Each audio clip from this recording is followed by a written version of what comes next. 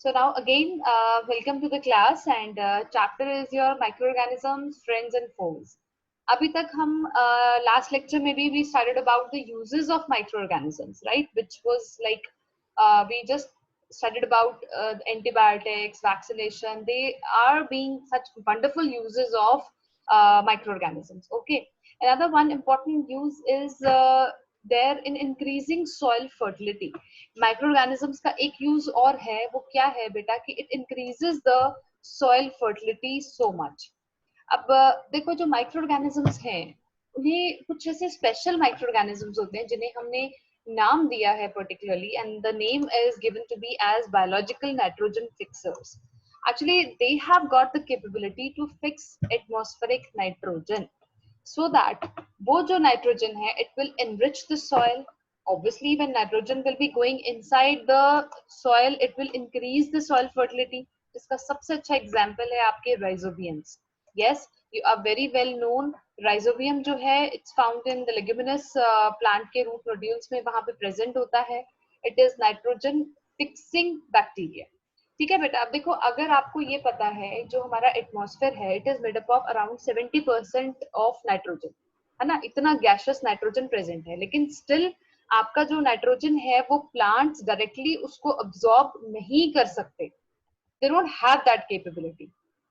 सो ये जो पावर है ये किसको मिली हुई है बेटा? This capability is being given to the microorganisms. Okay. और ये जो माइक्रोऑर्गेनिजम्स हैं जिन्हें हम बायोलॉजिकल नाइट्रोजन फिक्सर्स के नाम से जानते हैं, what they do, they fix that atmospheric nitrogen into water soluble nitrogen जो फिर पानी के साथ प्लांट्स के अंदर एंटर कर जाती है, and that keeps going on the nitrogen cycle. Okay, clear. अभी हम नाइट्रोजन साइकिल के बारे में भी पढ़ेंगे, लेकिन अभी मैंने आपको थोड़ा सा क्लियर किया.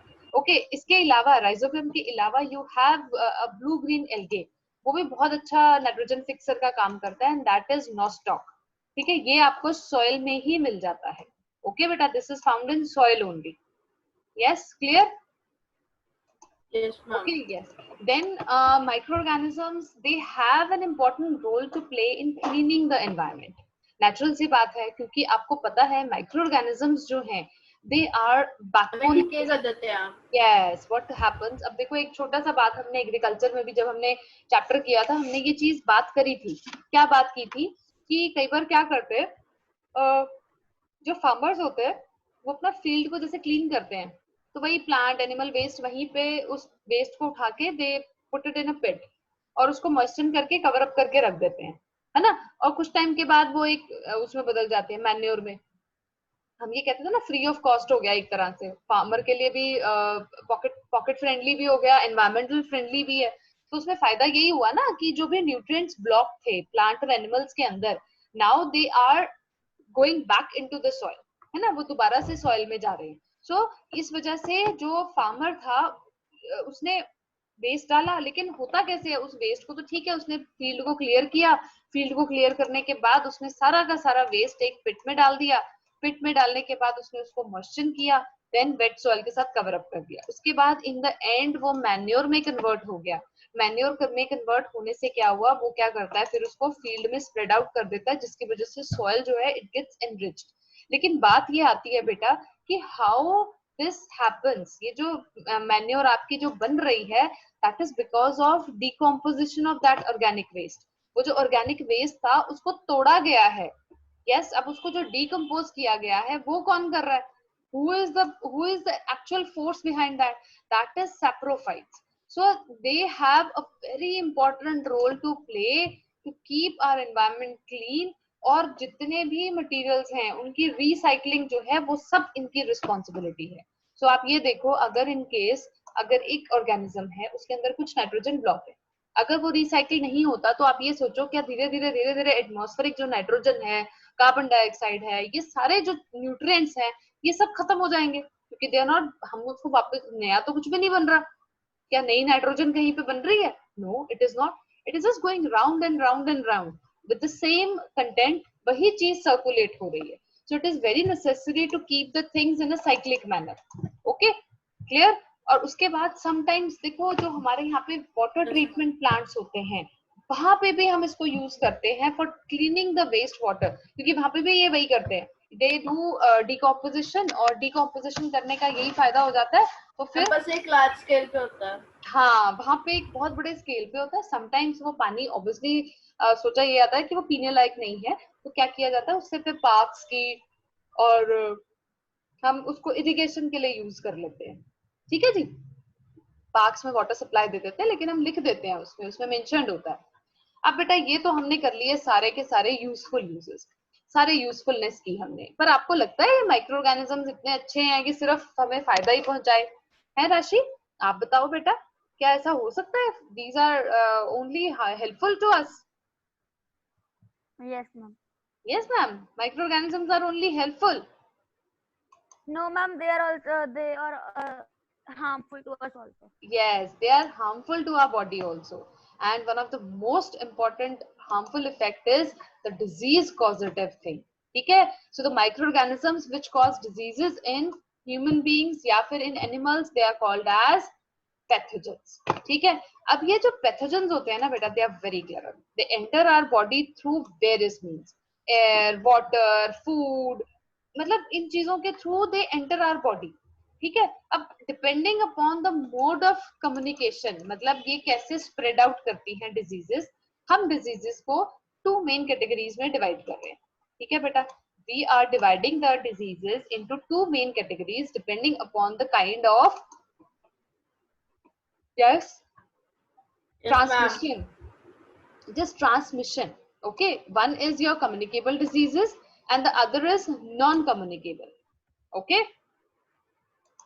अब बेटा जो ये नॉन कम्युनिकेबल हैं, they are non infectious, infectious बिल्कुल भी नहीं होती। ठीक है, अगर एक पर्सन को हुई है तो उसी तक रहेगी, it will not spread out to anyone else. They are non transmittable, मतलब अगर सपोज एक पर्सन को कोई नॉन कम्युनिकेबल डिजीज हुई है तो वो उसी पर्सन को ही रहेगी, ये आगे आगे ट्रांसमिट नहीं होती। इसके काफी सारे रीजंस होते हैं, जैसे एलर्जीज, कैंसर्स। अब कैंसर अगर किसी पर्सन को है तो वो उसी को ही रहेगा, ये नहीं कि वो जिसको टच कर रहा है, जिसके कांटेक्ट में आ रहा है उसको हो जाए। No, it is not like that. Okay, then you have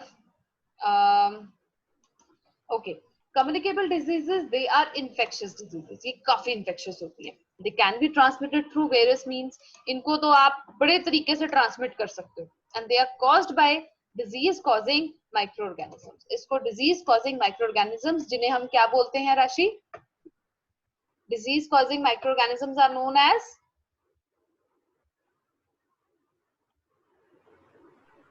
yes, the disease causing microorganisms are Ma'am, known can as, you repeat? yes, I can repeat, disease causing microorganisms are called as,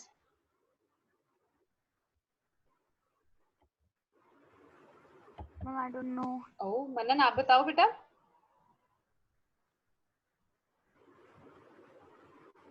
disease causing microorganisms, Germs. germs or pathogens. Okay राशि? Okay, ma'am. हाँ, Okay, ma'am. हाँ जी, हाँ जी। So non-communicable diseases are non-infectious, they are non-transmittable, they can be caused due to many reasons, whereas communicable diseases are infectious, they can be transmitted through various means, and they are caused by the pathogens. So we have got this concept that diseases are being divided up into two categories, which are communicable and non-communicable. In this chapter we will concentrate on communicable diseases only. ठीक है बेटा, अब हम ये देखते हैं how do communicable diseases they are transmitted, कैसे कैसे ट्रांसमिट होती हैं। तो सबसे पहला इसका जो फैक्टर है that is direct contact. Okay, direct contact की वजह से आप सपोज हम किसी भी इन्फेक्टेड पर्सन के कॉन्टैक्ट में आ जाते हैं, या उसका जो डिस्चार्ज है उसके सोर्स या स्किन में Coronavirus भी ऐसी है। हाँ जी, मैम coronavirus भी यस, same बिल्कुल बिल्कुल। सो इन्फेक्टेड पर्सन के कांटेक्ट में आते ही अगर उसका डिस्चार्ज आपको टच करता है, you are in contact with that touch, तो आपको वो होने के चांसेस काफी रहते हैं। सो कम्युनिकेबल डिजीजेस का ये बहुत बड़ा ट्रांसमिशन एजेंट होता है, direct contact. Then you have through air, air के थ्रू इसका ट्रांसमिशन भी होता है। अब जैसे सपोज करो फॉर एग्जांपल कोई infected person and he sneezes, coughs या फिर ही स्पिट्स, ठीक है, वो कुछ भी करे, स्पिट करता है, वो स्नीज करता है, ठीक है, उसने स्नीज किया, छींक मारी, कफ मतलब खांसी करी, स्पिट मतलब उसने थूक दिया। तो अब ये जो चीज है, स्नीज है, कफ है, स्पिट है, ये सारा का सारा it is full of bacteria and viruses. Natural सी बात है। तो आसपास की एयर में वो रह गया बैक्टीरिया। हाँ जी मनन। मैंने तो कुछ खाया नहीं। हाँ जी। मैंने कुछ खाया नहीं मैंने तो। Okay, so of the air which is surrounding that infected person, it is full of bacteria and virus when after he has sneezed or coughed or spitted out. So when a normal person inhales that type of air, so you can very well imagine क्या होगा. Bacteria उसके अंदर present आएंगे। Yes. So it will be full of such bacteria's air inhalation will lead to the will lead to that same disease in the normal person. Yes, Yes, है ना, ma'am. ऐसे ही होगा ना. So it will make the healthy Yes, ma'am. person also a diseased one. For example, tuberculosis, for example, common cold. Then the next factor is beta, it can be spread through contaminated food or water. अगर आप जो खाना या food ले रहे हो या पानी पी रहे हो, it is contaminated. Contaminated मतलब it is has got some uh, impurities Food or some, poisoning. yes, some germs. Yes. अब क्या होता है, देखो जो भी पैथोजेंस एंटर करेंगे, देखो आप फूड ले रहे हो, पानी ले रहे हो, so that is going inside our digestive system. तो ये नॉर्मल जो पैथोजेंस होते हैं ना, they will attack our digestive system. Normally ये हमारे डाइजेस्टिव सिस्टम को इन्फेक्ट करते हैं. ठीक है बेटा, जब भी आप contamination of food and water होता है, मतलब कोई भी आपका ये चीज आप कंज्यूम करते हो, तो उसके बाद जो आपको सिम्टम्स आते हैं वो कैसे आते हैं, वो आपको डाइजेस्टिव सिस्टम से रिलेटेड आते हैं. बहुत इन्फेक्शियस होती है ये. ठीक है बेटा. और सेकेंडली जैसे कॉलरा, हेपेटाइटिस ए, इसमें क्या रहता है, आपके पेट में दर्द, लूज मोशंस, वॉमिटिंग्स, ऐसी चीजें आपको सिम्टम्स नजर आते हैं. बाय कैरियर्स, ये भी एक बड़ा इंपॉर्टेंट एक है फैक्टर है. पैथोजेंस जो हैं वो कई बार Mosquitoes. यस एनिमल्स के थ्रू ट्रांसमिट होते हैं. जैसे आपकी house fly, it is the most biggest culprit. ये बहुत सारे डिजीजेस कॉज करती है, जैसे डायसेंट्री होगी, मतलब ये काफी डिजीजेस को कॉज करती है. देन फीमेल एनोफिलीज, ये कौन सी डिजीज कॉज करती है राशि? It carries malarial parasite. ये मलेरियल पैरासाइट को कैरी करती है. ओके. वेयरएज एडीज एक और मॉस्किटो होता है, उसकी भी फीमेल ब्रीड जो है वो डेंगू वायरस को कैरी करती है. Okay, it is carrying the dengue virus. So Rashi, मुझे एक बार फिर से बताओ बेटा, हाउस फ्लाइज जो हैं वो किस तरह के डिजीजेस को कॉज करते हैं? Can you give an example? Ma'am malaria parasite. Yes. Ma'am dysentery. Okay. Manan, but which parasite is being carried by Anopheles female mosquito? Dengue virus. No, Anopheles, beta, Anopheles. It is malarial parasite. Malaria parasite. Yes. Rashi, what about the Aedes? Aedes female mosquito? Ma'am dengue virus. Yes, dengue virus. Okay. Now we have seen the transmission. Now how can we prevent? हम इसको रोक कैसे सकते हैं? देखो बेटा, when we are talking about prevention and control, तो सबसे पहला जो बेसिक की आता है,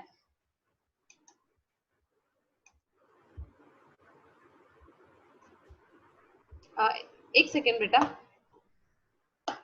Yes, ma'am.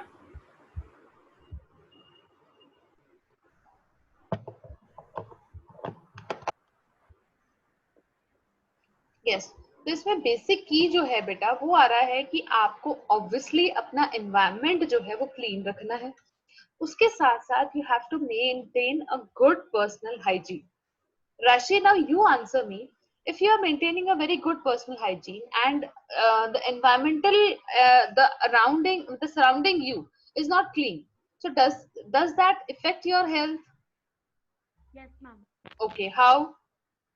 Ma'am, because if we will not take care of our health, so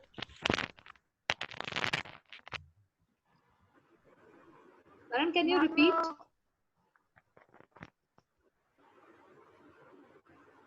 Manan, will you be able to repeat? Yes, beta. देखो, अगर आप अपनी पर्सनल हाइजीन मेंटेन कर रहे हैं and your surroundings are not clean, then obviously you have to intermingle in your surroundings, right? अगर आपके surrounding में ही जर्म्स हैं तो what can you do? Yes, तो आपकी personal hygiene will not be that effective. It has to be effective. Yes, it has to be effective, but कैसे होगा इफेक्टिव? जब दोनों चीजें कोलैबोरेट करेंगे.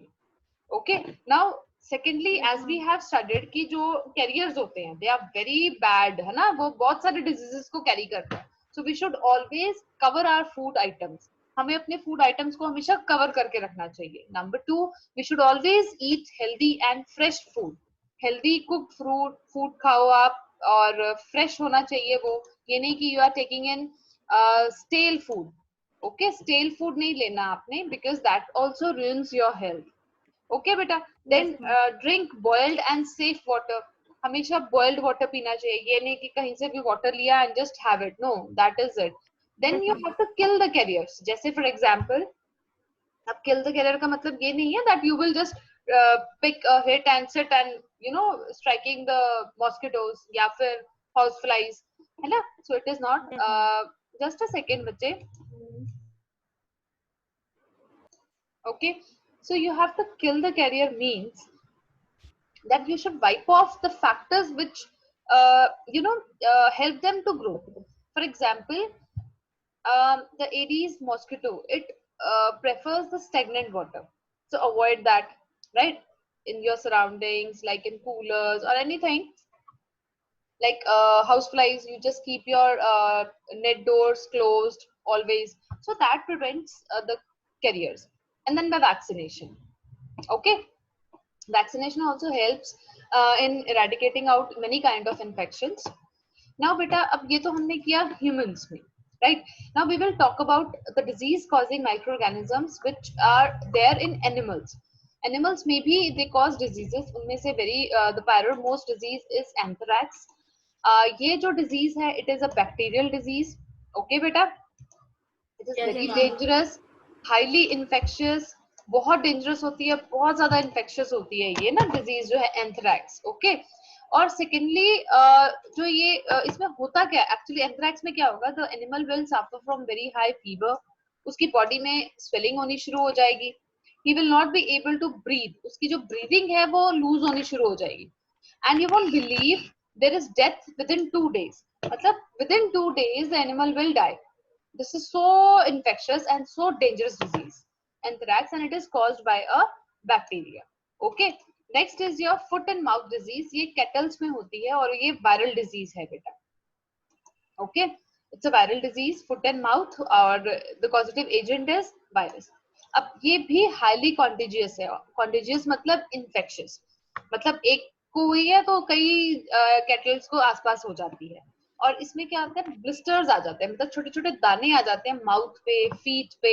तो काफी दिक्कत होती है उसको खाना खाने में, देन मूव ऑन करने में, बिकॉज ऑब्वियसली एनिमल्स तो they have to move, they have to keep standing, so it becomes really difficult for them. Okay, so okay, हाँ जी, एक सेकेंड बेटा. देन हम बात करते हैं, अभी हमने एनिमल्स की बात की. Now we will talk of disease causing microorganisms in plants. Yes, अब प्लांट्स में भी होती है, नेचुरल सी बात है, वो भी लिविंग ऑर्गेनिजम्स हैं, तो पैथोजेंस ने उनको भी नहीं छोड़ना. यस, तो वेरी फर्स्ट डिजीज है वो है सिट्रस कैंकर. अब ये बेटा बैक्टीरियल डिजीज है, पहली बात आप ये समझो, इट्स अ बैक्टीरियल डिजीज. दूसरा, इसका मोड ऑफ ट्रांसमिशन जो है ना बेटा, that is through air. Air के थ्रू ये ट्रांसमिट होती है. अब ठीक है, हो गई डिजीज, पर इसमें होता क्या है, हाउ वुड वी नो कि हाँ जी इसको सिट्रस कैंकर है? एक तो नाम आ गया सिट्रस, तो ये सिट्रस फ्रूट प्लांट्स में ही होती है. ठीक है, होता क्या है कि लेजन्स बनने शुरू हो जाते हैं, मतलब there is some kind of wound type structures leaves पे, स्टेम्स पे और उनके फ्रूट्स पे कट जैसे लग जाते हैं. वैसा आपको ये डिजीज में हो जाता है प्लांट्स को. ठीक है, और ये ज्यादातर सिट्रस फ्रूट प्लांट्स में ही होते हैं, इसीलिए इसका नाम क्या रखा गया है, सिट्रस कैंकर. ओके बेटा, next is your, Yes, ma'am. Yes, next is rust of wheat. अब what is rust of wheat? ये फंगल डिजीज है और ये एयर और सीड्स के थ्रू फैलती है. मतलब अगर आपका सीड डैमेज आ गया, ठीक है, अगर उसमें ऑलरेडी फंगल इन्फेक्शन है तो सारी की सारी जो आपकी क्रॉप है उसको ये रस्ट ऑफ वीट हो जाता है। अब हो क्या रहा है इसमें, व्हाट इज हैपनिंग, इसमें लीव्स के ऊपर ना येलो और ब्राउन स्ट्राइप्स बननी शुरू हो जाती है। जो सीड्स बनते हैं ना वो काफी पतले से श्रिबल्ड से सीड्स बनेंगे आपके। सीड्स की क्वांटिटी भी बड़ी थोड़ी बनती है। इसका क्या मतलब है कि आउटपुट जो है वो रिड्यूस हो जाता है इस केस में। यस, आउटपुट है वो रिड्यूस हो गया। क्लियर बेटा? यस, रस्ट ऑफ व्हीट में। और आपको पता ही है अगर रस्ट ऑफ व्हीट बोल रही हूँ तो ये कौन से प्लांट में होगा बेटा? यस राशि, Yes, ma'am. कौन से प्लांट में होगा rust of wheat? Ma'am, rest of it.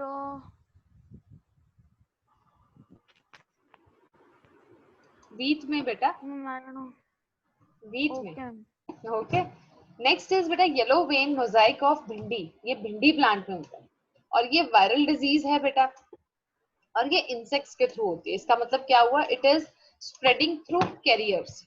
Okay, carriers. Yes carriers. अब इसमें होता क्या है, इसमें क्या रहता है, जो भी आपके जो वेन्स है ना उसकी ब्लीचिंग इफेक्ट आना शुरू होता है, मतलब they start losing their colour. तो उससे क्या एक मोजाइक पैटर्न सा बन जाता है, जैसे पेंटिंग में होता है ना मोजाइक पेंटिंग। तो इससे क्या रहता है कि जो लीव्स का साइज है, लीफ भी कम हो जाती है, प्लस भिंडी का साइज भी कम हो जाता है। तो उससे क्या होता है कि आउटपुट पे काफी इफेक्ट पड़ता है। So it drastically reduces the output. Yes, now अब हम बात करते हैं नेक्स्ट इनके हार्मफुल इफेक्ट की। पहला तो हमने कर लिया कि ये डिजीज कॉज करते हैं। नेक्स्ट इज ये जो माइक्रो ऑर्गेनिजम्स है ना, दे स्पॉइल द फूड। आपको पता है स्पॉइलिंग तो इनका जन्मजात अधिकार है, right? The food gets spoiled because of action of micro organisms. और इसके लिए जिम्मेदार कौन है? There are two main micro organisms which are responsible. One is your fungus and the other is bacteria. Fungus क्या करता है, आपने कभी नोटिस किया हो, जो ब्रेड होता है उसका जो ब्रेड के ऊपर ग्रीन कलर का पैच बन जाता है। जब समटाइम्स आप उसको खाना भूल जाते हो या समर्स में वो बाहर रह जाए तो वो ग्रीन कलर के जो पैचेस हैं दैट इज फंगस। और जो आपके फ्रूट्स वेजिटेबल्स ये जब गल जाते हैं, सड़ जाते हैं, तो वो बैक्टीरियल स्पॉइलिंग होती है। कलर चेंज हो जाएगा, बड़ी गंदी सी स्मेल आएगी, there will be foul smell, और उसका टेस्ट तो बिल्कुल चेंज हो जाता है। ओके, क्योंकि माइक्रो ऑर्गेनिजम्स उसको क्या कर रहे हैं, they are decaying that. Okay, next है बेटा, Yes, अब इन्फेक्शन जो है फूड में, अगर आप ऐसा फूड खा लेते हो तो क्या होता है, इट कॉजेज फूड पॉइजनिंग। ठीक है बेटा, जिसकी वजह से क्या हो जाएगा, आपको क्या हो जाएगा, नौशिया, आपको वॉमिट जैसा लगेगा।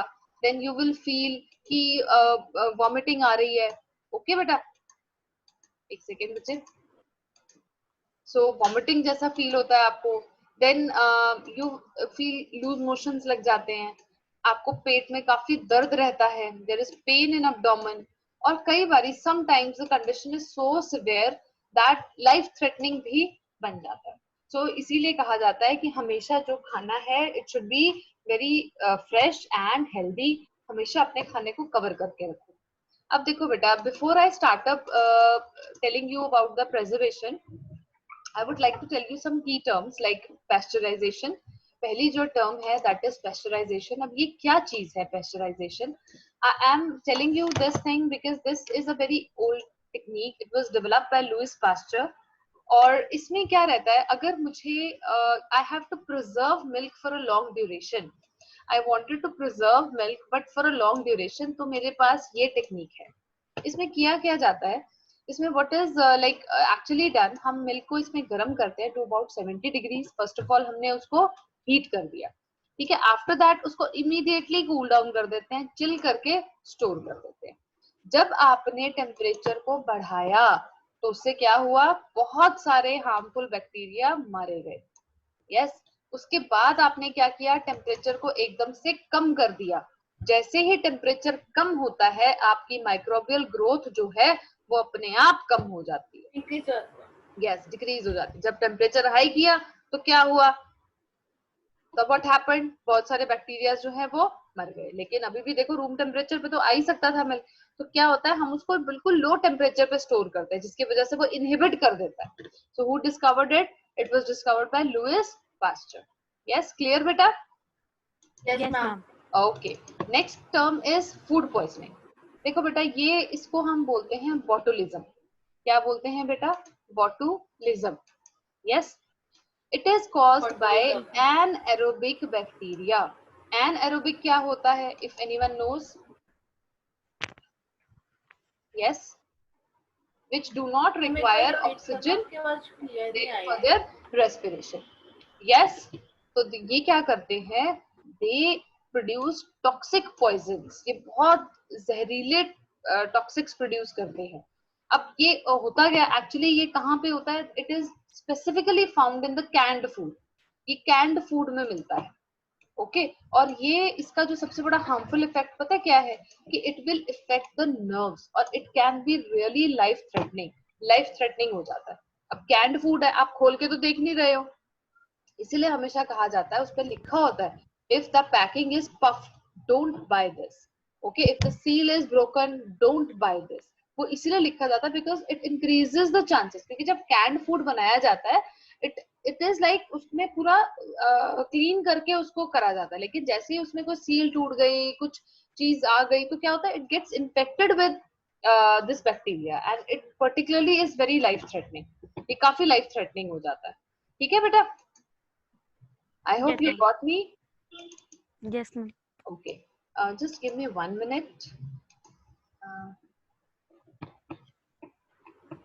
Yes, I wanted to show you pasteurization. ये देखो बेटा, अब इसमें क्या है? ये देखो, ये ना, ये देखो यहाँ से फ्रेश मिल्क लिया बेटा इन्होंने, राइट? जब फ्रेश मिल्क इज टेकन, सबसे पहले उसको लेके जाते हैं हीटिंग सेक्शन। वहां पे हम मिल्क को we heat up the milk at around 70 degrees temperature. ठीक है, वहां पे 70 डिग्री टेम्परेचर पे उसको क्या किया? हीट कर दिया। अब टेम्परेचर को इंक्रीज करने का क्या मतलब है? You are killing the micro organisms over there only. Okay, after that immediately, हाँ यस यस बिल्कुल, इमीडिएटली हम क्या करते हैं? उसको कूलिंग सेक्शन में भेज देते हैं। इमीडिएटली, ये नहीं कि वेट कर रहे हैं, no, we are not waiting. So जब उसको हमने कूलिंग सेक्शन में किया तो अब हमने क्या किया? बिल्कुल ही टेम्परेचर को कम कर दिया। अब low temperature is not a favourable condition for growth of micro organism, जो हमारे को डिजीज कॉज करते हैं। अदरवाइज तो हमने पढ़ा है कहीं पे भी मिल जाते हैं, राइट? हमने पढ़ा था ग्लेशियर्स में भी मिलते हैं, हॉट स्प्रिंग्स में भी मिलते हैं, बट द बैक्टीरियाज या microorganism which are there in milk, उनके अंदर ये रेंज नहीं है। ओके, सो जब वो ठंडा हो गया तब वो ग्रो नहीं कर सकते। So this milk is called as pasteurized milk, और इसको आगे स्टोर करके हम आगे आगे सप्लाई कर देते हैं। क्लियर बेटा, समझ आ गया? Yes ma'am. Okay, चलिए, again we will move back to our chapter. Now we are going to see how we can preserve our food. अब भाई ये जो माइक्रो ऑर्गेनिजम्स हैं ये तो बहुत तंग कर रहे हैं, राइट? ये तो हमें कह रहे हैं कि भाई हम तो आपका खाना खराब करेंगे, लेकिन ह्यूमंस आपको पता है वो कहते हैं भाई बच्चू हमसे पंगा नहीं लेना। हमने इतने सारे वेज ढूंढ लिए जिससे हम ये अपना जो फूड है उसको हम सेव कर सकते हैं, उसको प्रिजर्व कर सकते हैं। ठीक है, सबसे पहला जो मेथड है that is chemical method. Okay बेटा, कौन सा मेथड है वो? केमिकल। यस, अब इसमें हम क्या करते हैं बेटा? व्हाट वी डू, हम इसमें कुछ केमिकल्स ऐड करते हैं। जैसे हमने सबसे पहले एडिबल ऑयल्स ऐड किए, किसमें? पिकल्स में, जैम्स में, हम इनमें ऐड करते हैं so as to preserve it. Okay, then जो मैं आपको मेन बताना चाह रही हूँ विच इज द केमिकल्स। अब हम ये जो कैंड फूड होता है ना बेटा, उसके अंदर स्पेसिफिकली ये केमिकल्स ऐड होते हैं। ओके बेटा जी, स्पेसिफिकली ऐड होते हैं। क्लियर? सो जब Yes, अब ये केमिकल्स होते कौन से हैं, एक बार हम उस पर भी नजर मार लेते हैं। इट इज सोडियम, दोबारा बोलो, sodium, yes sodium benzoate.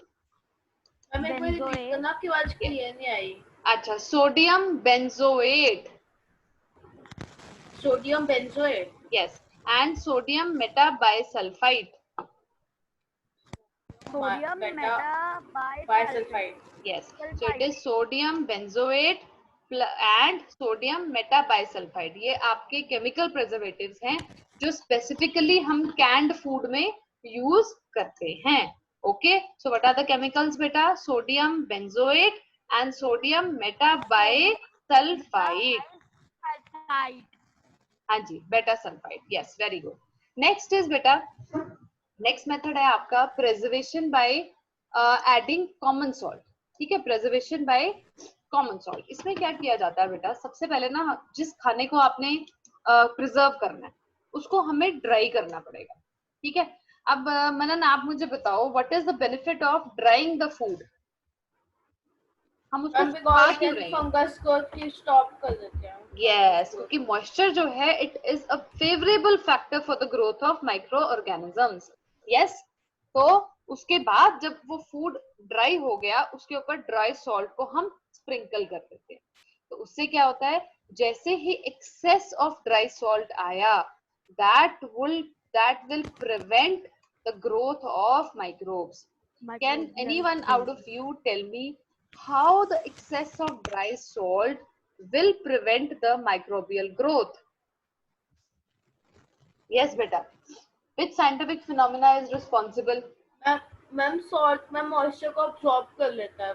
Yes, अब आप ये देखो, ये क्या होगा, ये ऑस्मोसिस होनी शुरू हो जाएगी। बैक्टीरिया में से जब बाहर सॉल्ट ज्यादा है, बैक्टीरिया के अंदर तो है ही नहीं है इतना सॉल्ट, तो बैक्टीरिया के अंदर का सारा पानी जो है वो बाहर आना शुरू हो जाएगा, क्योंकि जो वाटर की मूवमेंट है that is from high concentration to low concentration, जिसकी वजह से बैक्टीरिया जो है वो डेड हो जाएगा। Okay, for example your raw mangoes, fish, इनको हम कैसे प्रिजर्व करते हैं बेटा? By common salt. Okay, next आता है बेटा प्रिजर्वेशन बाय शुगर। ओके जी, तो इसमें क्या है, हम कुछ फ्रूट्स को प्रिजर्व करते हैं बेटा, ये स्पेसिफिकली हम फ्रूट्स के लिए यूज करते हैं। और फ्रूट्स को पहले क्या किया जाता है, उनको कट किया जाता है, उसके बाद हम उसको ना शुगर सिरप में बॉईल कर देते हैं। ओके, हमने बॉईल कर दिया, इससे क्या होता है, एक तो उनका वाटर कंटेंट जो है वो रिड्यूस हो गया, साथ के साथ जो बैक्टीरियल या फंगल ग्रोथ होनी थी वो रुक जाती है। यस, क्लियर है बेटा? ओके, जैसे for example jams, jellies, yes, इनको आप कैसे सेव करते हो? By adding sugar. आपने देखा होगा जैम जो है it is quite full of sweetness, है ना, काफी उसमें शुगरी कंटेंट होता है, जेलीज में भी होता है, वो इसीलिए होता है, तभी वो इतना टाइम चल जाती है। आपने देखा होगा घर में मम्मा या ग्रैंड मदर जो है वो अचार डालती हैं, पिकल, तो उसमें काफी सारा नमक और ऑयल डलता है। वो क्यों डल रहा है? Yes, because for preservation only. अच्छा, मुझे फटाफट से केमिकल प्रिजर्वेटिव्स के नाम बताना जल्दी से। Can I tell? Yes, sure. Ma'am, sodium benzoate. Yes. Yes. Now the next method is preservation by oil and vinegar. Okay बेटा, अब हम ऑयल और विनेगर से भी प्रिजर्व कर सकते हैं। तो कैसे करते हैं, जिस फूड को आपने प्रिजर्व करना है तो हम क्या करेंगे, उसको बिल्कुल कंप्लीटली इमर्स कर देते हैं इन ऑयल एंड विनेगर। अब कैन एनीवन टेल मी कि व्हाट इज द फंडा of completely immersing the food in oil and vinegar?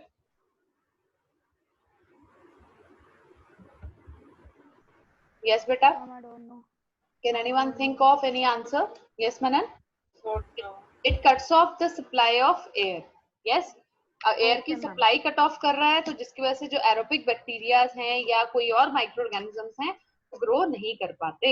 जैसे आप वेजिटेबल्स को, फिश को ऐसे प्रिजर्व कर सकते हो। क्लियर है बेटा? ओके, नेक्स्ट बेटा preservation by heat and cold treatment. ये तो हम अभी पढ़ चुके हैं कि जब हम पेस्चराइजेशन यस, पेस्चराइजेशन हम प्रोसेस करते हैं जब, तो वो हम किस में कर रहे हैं? मिल्क में करते हैं। ये यूजुअली ये वाला जो मेथड है हम मिल्क एंड मिल्क प्रोडक्ट्स के लिए ही यूज करते हैं। ठीक है बेटा, तो फर्स्ट ऑफ ऑल मिल्क को क्या किया, हीट किया गया, बिल्कुल बॉइलिंग टेम्परेचर पे लेके आ गए, उससे क्या हुआ, बहुत सारे micro organisms they are killed over there. उसके बाद हम इसको एकदम से ठंडे में कूल कर देते हैं, so it inhibits for the growth. ठीक है बेटा जी, क्लियर है? नेक्स्ट बेटा स्टोरेज एंड पैकिंग। अब इसमें क्या है, हम उसको ना एयर टाइट स्टोरेज में सील करके रख देते हैं, तो उससे क्या होता है, माइक्रोबियल एंट्री नहीं हुई, तो जिससे क्या है वो फ्रेश रहती है चीज काफी टाइम तक। जैसे आपके ड्राई फ्रूट्स हो गए, आपने घर में भी देखा होगा, जैसे बिस्किट्स हैं, अगर आप उसको ओपन रैपर खोल के रख दोगे तो वो नहीं इतने फ्रेश रहते, राइट। लेकिन अगर आप उसको एयर टाइट कंटेनर में रखोगे तो वो काफी टाइम तक फ्रेश रहते हैं। ठीक है बेटा, चलिए नेक्स्ट हम करते हैं। अब हम बात करेंगे नाइट्रोजन फिक्सेशन की। देखो बेटा, जैसे मैंने आपको अभी बात बताई थी कि जो नाइट्रोजन फिक्सेशन है ना, वो बड़ा इंपॉर्टेंट एक स्टेप है। सबसे पहली चीज तो जो नाइट्रोजन है, इट इज वेरी इसेंशियल। ठीक है, हर लिविंग ऑर्गेनिज्म के लिए जरूरी है। हर लिविंग, मतलब आप जो भी लिविंग ऑर्गेनिज्म इमेजिन कर सकते हो उसके लिए ये जरूरी है। क्यों? क्योंकि इट इज अ वेरी मतलब it is a very major constituent of almost all important molecules. जैसे देखो प्रोटीन्स का, उसमें नाइट्रोजन जरूरी है। न्यूक्लिक एसिड, उसमें नाइट्रोजन जरूरी है। Then you have amino acid, उसमें नाइट्रोजन जरूरी है। देन यू हैव क्या बोलते हैं, यस, विटामिन्स हैं, उसमें जरूरी है। क्लोरोफिल है, उसमें नाइट्रोजन का होना जरूरी है। अब नाइट्रोजन जो है, ठीक है, मान लिया हमने कि it is there as gas in atmosphere, लेकिन पंगा क्या है? पंगा है हमारा कि कोई भी ऑर्गेनिज्म इसको ले ही नहीं सकता until and unless it is fixed। मतलब आप इसको एटमॉस्फेरिक नाइट्रोजन की फॉर्म में नहीं, इसको कोई भी ऑर्गेनिज्म नहीं ले सकता। सो अब इसको प्लांट्स तो लेते हैं, प्लांट्स टेक अप नाइट्रोजन, वो सॉइल से लेते हैं, लेकिन वो सॉइल से तभी लेंगे ना जब वो फिक्स्ड हुई होगी नाइट्रोजन, क्योंकि बिना फिक्स तो हम ले ही नहीं सकते हैं नाइट्रोजन को। क्लियर है बेटा? हम क्या, कोई भी ऑर्गेनिज्म नहीं ले सकता। क्लियर? अब देखो, ये जब हम कन्वर्ट कर रहे हैं फ्री नाइट्रोजन को into conversion of free nitrogen gas from atmosphere into nitrogen compounds, तो उसे हम क्या बोलते हैं बेटा? It is called nitrogen fixation. अब इसमें ना बड़ा इंपॉर्टेंट रोल प्ले करते हैं हमारे nitrogen fixing bacterias. Yes, we studied about them just a while ago. हमने अभी थोड़ी देर पहले इनके बारे में पढ़ा था, जैसे कि राइजोबियम है, नोस्टॉक है। अब राइजोबियम जो है वो कहाँ रहता है? It lives in, yes, root nodules of कौन से प्लांट्स? यस बेटा, कौन से प्लांट्स की रूट्स में रहते हैं? हाँ जी, लेग्यूमिनस। यस, तो ये जो राइजोबियम है, ये एक्चुअली आपकी नाइट्रोजन फिक्सेशन जो है उसको कैरी ऑन करता रहता है। क्लियर है बेटा? इसका मेन रोल ही यही है, इसको वहां पे जगह मिल जाती है रहने के लिए, और उसके बदले में ये क्या करता है? प्लांट को नाइट्रोजन फिक्स करके देता रहता है। Now, the next important term is your nitrogen cycle. This is very important. अब देखो, पहले आप इसकी जो डेफिनेशन है उसको अच्छे से समझ लो बेटा। It is a continuous series of natural processes, okay beta, by which nitrogen passes successively from air to soil to organisms। मतलब देखो, आप एक, हमारी एक कंटिन्यूस सीरीज ऑफ प्रोसेसेस चल रही है, जिसमें क्या है, नाइट्रोजन जो है सॉयल, एयर से सॉइल में गई, सॉयल से ऑर्गेनिजम्स में गई, yes, then back to air और सॉइल। मतलब क्या हो रहा है, मैं भी आपको इसका समझाऊंगी। ठीक है, इन्वॉल्विंग प्राइमरीली कौन सी इसमें मूवमेंट जो है, प्रोसेसेस जो है वो इन्वॉल्व है? Nitrogen fixation, nitrification, decay and denitrification. अब देखो बेटा, what is actually going over. सबसे पहले तो it is a continuous series है। किस चीज की सीरीज है? नेचुरल प्रोसेसेस हो रहे हैं, जिससे क्या हो रहा है, जो नाइट्रोजन थी एयर के अंदर, now it has gone to soil, soil में चली गई, सॉइल से ऑर्गेनिजम्स में चली गई, और ऑर्गेनिज्म से वापस एयर या सॉइल में चली गई। अब किसके हेल्प से जा रही है ये सारी? कौन सी प्रोसेसेस थी? वो है बेटा nitrogen fixation, denitrification, that is decay, then nitrification. तो ये सबका जो मिक्सचर है, जिससे क्या होता है, एक continuous movement of nitrogen in a circular way, उसे हम क्या बोलते हैं? Nitrogen cycle. यस बेटा, कुछ क्लियर हुआ आपको फंडा? हम आपकी आवाज बीच में कट रही है। Okay, now see the flow chart, then you will be able to listen. देखो बेटा, अब in this what is happening? Nitrogen fixation, सबसे पहले हम देख लेते हैं हमारे मेन स्टेप्स क्या क्या हैं। नाइट्रोजन जो है वो फिक्स हो गई गैसियस फॉर्म में, ठीक है। हाँ, हुआ क्या है, नाइट्रोजन गैस को हमने नाइट्रोजन कंपाउंड में फिक्स कर दिया बाय राइजोबियम। ये काम किसने किया? राइजोबियम ने। अब ये जो फिक्स्ड नाइट्रोजन थी इसको प्लांट्स और एनिमल्स ने क्या किया? टेकअप कर लिया। और उसके बाद क्या हुआ? ब्रेकडाउन हुआ। तो क्या होता है ब्रेकडाउन होने का? क्या मतलब है बेटा कि आपके जो भी प्लांट्स और एनिमल्स हैं उनकी डिकम्पोजिशन हो रही है, जो भी एक्सक्रीशन होता है उसमें से आफ्टर दैट जो ये नाइट्रोजन कंपाउंड्स थे ये दोबारा कन्वर्ट होते हैं into gas and then again it is released into nitrogen. Yes, इसमें इंडस्ट्री का भी बहुत बड़ा रोल है बेटा। अब इसी साइक्लिक प्रोसेस की वजह से आपकी जो एटमॉस्फेरिक नाइट्रोजन है उसकी जो अमाउंट है वो ऑलमोस्ट कांस्टेंट रहती है। ये नहीं कि कम, रेंज तो रहता ही है थोड़ा सा, लेकिन ये नहीं कि ड्रास्टिकली रिड्यूस हो गई, ड्रास्टिकली बढ़ गई, ऐसा नहीं होता कभी भी। ठीक है, तो वो क्या है? मेंटेन रहती है। अच्छा, मैं आपको कुछ इमेजेस दिखाना चाहती हूँ बेटा। ये देखो बेटा, सबसे पहले तो I wanted to show you this. I have just picked up an image और इसमें क्या है? मेथड्स ऑफ प्रिजर्वेशन है। अब इसमें जो मेथड ऑफ प्रिजर्वेशन हमें जो दिखाए जा रहे हैं वो क्या क्या है बेटा? देखो, केमिकल मेथड है, हमें नाम पता है ना अब केमिकल मेथड का, इट इज सोडियम बेंजोएट या फिर सोडियम मेटा बाइसल्फाइड। आप प्रिजर्वेशन बाय विनेगर कर सकते हो, प्रिजर्वेशन बाय शुगर कर सकते हो, प्रिजर्वेशन बाय ऑयल हम कर सकते हैं। विनेगर और ऑयल में क्या कंडीशन थी? That we had to completely immerse the food in that. और प्रिजर्वेशन बाय शुगर में क्या कॉन्सेप्ट था बेटा कि जो आपका शुगर है that will act as a solute, और वो सोल्यूट ज्यादा होने की वजह से जो बैक्टीरिया में जो भी वाटर कंटेंट होता है वो रिड्यूस हो जाता है। सन ड्राइंग का मतलब सीधा ये है कि हम मॉइस्चर जो है वो खत्म कर रहे हैं। तो उसका फायदा क्या होता है बेटा कि जो फंगल ग्रोथ है वो नहीं होती। कोई भी चीज है, फॉर एग्जाम्पल आपने नोटिस किया होगा घर में, for example if your grandmother is making some kind of pickle, तो शी विल ऑलवेज प्रेफर कि उस जो वो जिस चीज का पिकल बना, फॉर एग्जाम्पल रॉ मैंगोज है तो उसको एक बार सन ड्राई जरूर किया जाए। इसी तरह से जो मसाले होते हैं उसको सन ड्राई किया जाता है, तो उससे क्या होता है? खराब नहीं होते। Then preservation by extra salt, pasteurization, boiling and freezing. I think ये सारे मेथड्स आपको क्लियर हैं और आप इसमें अच्छे से समझ के लिख पाओगे आंसर्स। यस, नेक्स्ट है बेटा नाइट्रोजन साइकिल। मैंने आपके लिए यहाँ पे छोटा सा एक डायग्राम जो है वो पेस्ट करके रखा है, देखो बेटा। अब इसमें क्या क्या चीजें हो रही हैं?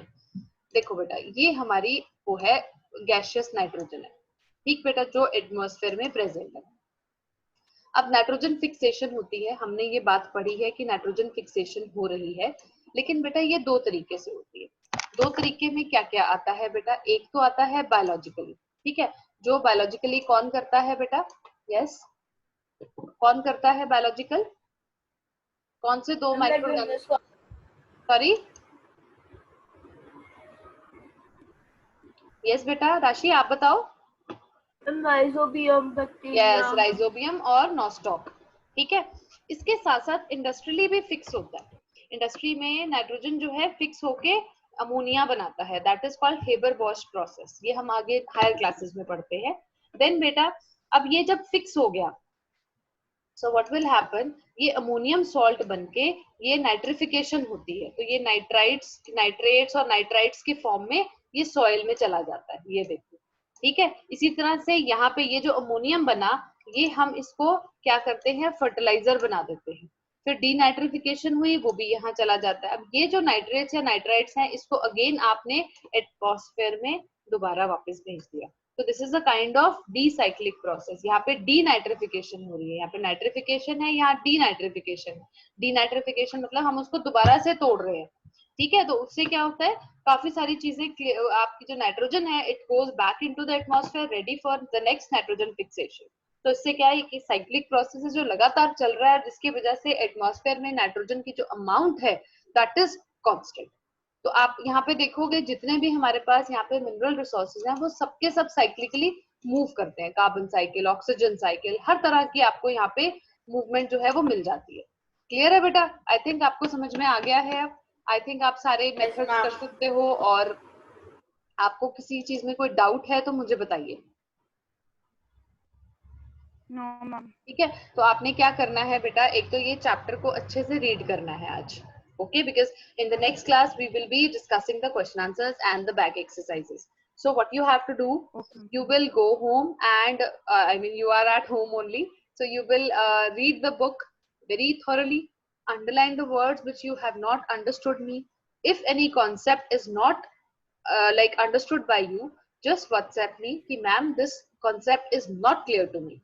So I'll discuss that in the next class. Otherwise, it is okay. We will do the question answers discussion and we will complete the chapter. So today the understanding part is